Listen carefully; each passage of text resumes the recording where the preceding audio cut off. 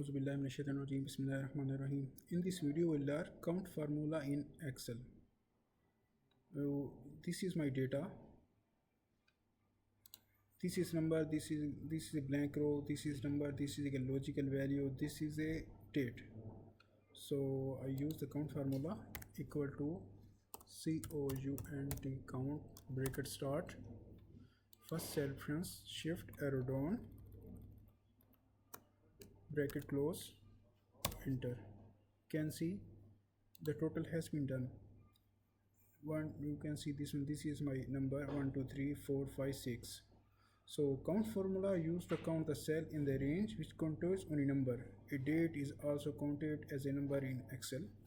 It's so easy.